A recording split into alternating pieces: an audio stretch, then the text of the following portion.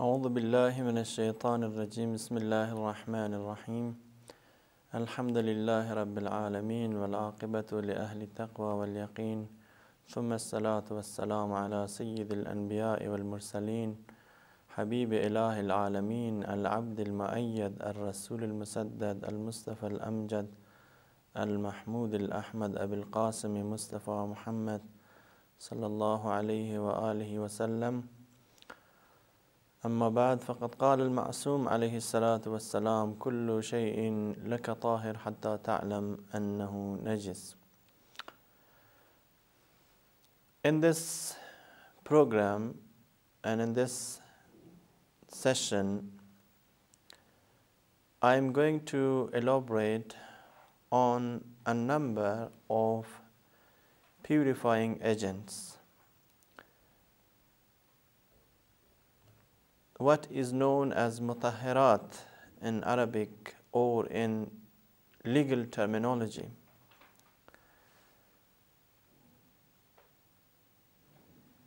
The term mutahhirat refers to those things with which purification can be achieved.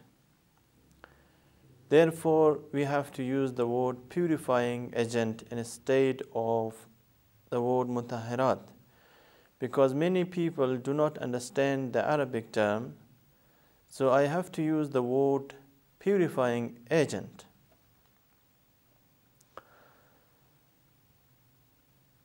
Now the question arises, what are the purifying agents? What are those things with which we can purify ourselves or with which purify can happen? There are a number of things which I will enumerate, which I will count. Those purifying agents are, of course, water, the earth, the sun. These are from the nature, the purifying agent. The water, number one, the earth, number two, and the sun, number three. These purifying agents come from the nature. But number 4, number 5, number 6, 7, and 8 are the physical change. They have to do something with the physical change. So number 4 is istihala. Istihala means chemical change or chemical transformation. Number 5 is inqilab. Inqilab means change. Change in properties. Inshallah, I will give explanations, I will give examples of what inqilab means, what change means. And number 6 is intiqal. Intiqal literally means transmission or transition, but it means here change in place. So this is number 6. And number 7 is zawalul ayn, or the disappearance of the essential najasa, the inherent najasa. When it is removed or when it is eliminated or washed out, washed off, then that is considered to be as zawalul ayn, the removal of the essential impurity. And number 8 is istibra. These are something that have to do with the physical change. And there are some other purifying agents which have something to do with the spiritual change. Now, number 9 is Islam. Number 10 is taba'iyya. These are the terms, the Arabic terms which are used even in the epistles of Islamic laws, the treatises, the risala written by the religious authorities. I'm not going to use a different term, so I have to say Islam and taba'iyya. Taba'iyya means to follow. Don't worry, I will give the explanations, I will provide the details, inshallah, to come in the next session. Of course, I will not be able to elaborate on all these 12 purifying agents in a single session. Of course, many sessions are required in order to elaborate on these agents, on these purifiers or purifying agents. And number 11 is ghaiba, or ghaibat of a Muslim, the absence of a Muslim, or the disappearance of a Muslim. Number 12 is the draining of the usual quantity of blood from the slaughtered body of an animal. So, dear brothers and sisters, these are the 12 purifying agents which I have just counted and I have just enumerated, not explained. So, obviously, if you go through the books written by prominent scholars, they have explained every purifying agent in great details. Sometimes the details are quite confusing. And they are beyond our capacity and beyond our ability to understand, because there are different suppositions, different occasions, and different rules. I will just give a brief summary of what the scholars have provided, have given and explained in their books. Now, as usual, and in accordance with the details provided in the books of scholars, I will, in the same way, begin with explaining the rules regarding water. There is no doubt that water is the most purifying and the most widely purifying agent. Nothing purifies as much as water. It is the most common and widely used purifying agent. But what are the circumstances and what are the conditions through which water can purify an impure object? We have to understand that water can purify a najis thing provided that have the necessary quality and the necessary conditions which I will explain. So, purification depends on the type and on the quantity of water.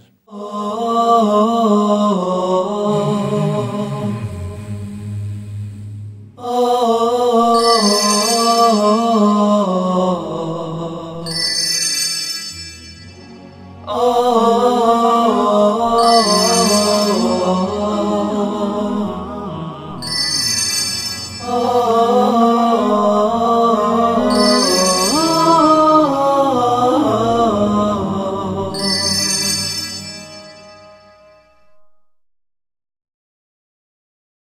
We have to first of all understand the various types of water, and then of course the rules and the edicts of scholars need to be discussed and need to be understood.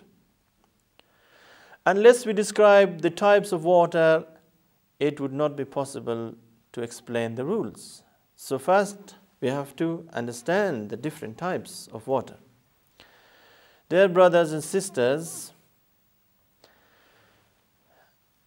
according to the rules and explanations given by prominent scholars, water can be divided into two types. They are mutlaq and mudaf. Again, we have to understand these two terms, mutlaq and mudaf. What is mutlaq and what is mudaf? These two terms are Arabic terms, and of course the same terms have been used by religious scholars in their books. Now, when it comes to mutlaq water, first of all we have to understand what actually mutlaq literally means. And then when it comes to water and to legal terminology, what does it mean? Mutlaq in its literal meaning means absolute. It means absolute. But in legal terminology, mutlaq water means the water which is pure, pure water, and water which is unmixed. Now, pure water, when we talk of pure water, it means the water which comes from the spring or from rainwater or from well or from any source, but it should not be mixed with anything. Mutlaq water refers to pure and unmixed water. And unlike mutlaq water, we have mudaf water. Mudaf literally means added. But when it comes to its technical meaning and its jurisprudential meaning, mudaf means mixed water. Now, mixed water can have different examples and can have different actually manifestations. If you take water from apple, from fruit, or from any edibles, from vegetables, for example, though the water might be crystal clear, it may be very much pure apparently, but it is called mixed water, and you cannot purify yourself, you cannot do ghusl, you cannot do wudu with mixed water. Obviously, the term mixed water has to be understood. Mixed water has to be understood within a jurisprudential context, not within a scientific context. Because water can be purified through laboratory, through the modern technology. Even the sewage water, the water in the gutters, are nowadays purified by modern technology. And the water cannot be used for purification, for making wudu and ghusl, for doing major and minor ablution. So, water and its jurisprudential context, if it is to be used for wudu and ghusl, it should be pure, it should come from spring, it should come from well, or it should be running water. Mudaf water, or the added water, or the mixed water, however large its quantity may be, cannot purify impure objects. Remember that if you have a large quantity of mixed water, if a drop of blood, if a drop of urine, if a drop of najis object falls into it, the entire water becomes impure. No matter how large or how big the quantity of water may be, it will be made impure with a single drop of urine. Now the position is not the same with pure water. We have different kinds of pure water. We have running water, we have cool water, we have well water, and we have less water. Of course, some Arabic terminologies and some Arabic words, special words, have been used by scholars in their epistles of Islamic laws. For example, we have the word kur water, and we have qalil water. Now these are Arabic terms. How are we going to understand that a certain quantity of water is kur water, and what is the quantity of kur water, and what is the quantity of little water or less water, which is called qalil water in Arabic? When it comes to the quantity of kur water,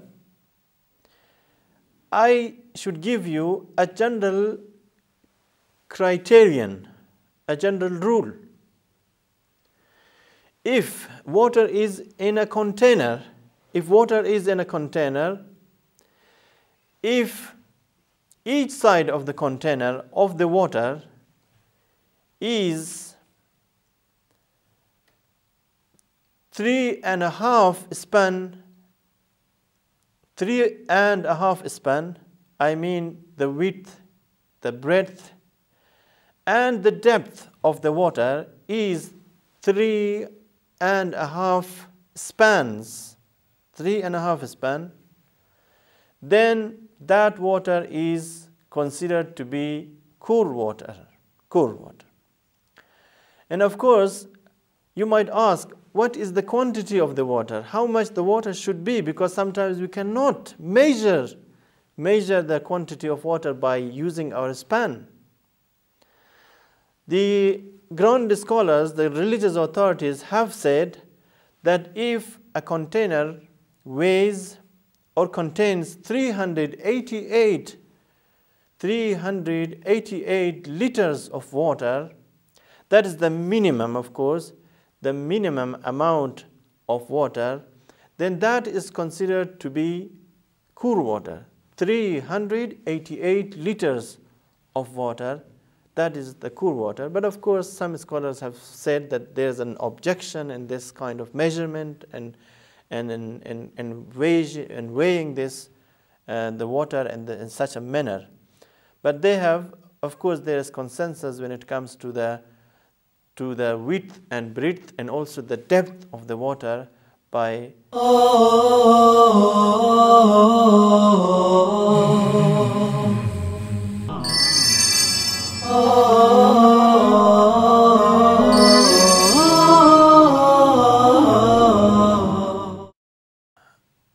of course, qalil water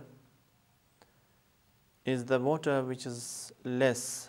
The term less has to be used, and the translation less water, or sometimes, of course, they have used the word little water. But as far as running water and well water is concerned, and also the rainwater, these are considered to be as kathir water. Kathir means abundant and plentiful water. Plentiful, abundant water.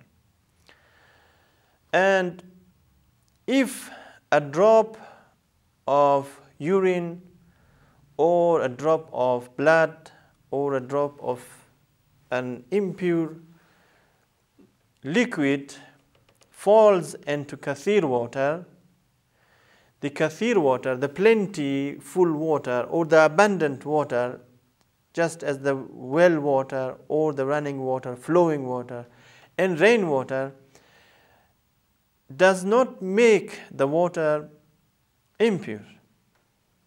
And of course, until and unless the change, the color, the smell and the taste of the water do not change, then the water should be treated and considered as pure.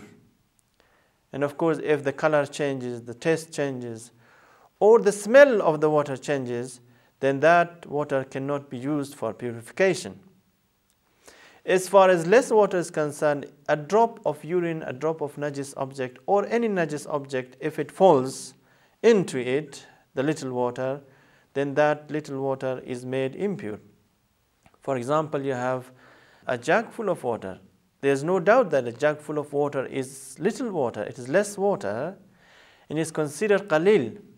So if a drop of blood falls into it, or a drop of najis liquid falls into it, the entire water becomes impure and you cannot use it for purification. No matter the color does not change, the taste does not change, but we cannot use it for purification.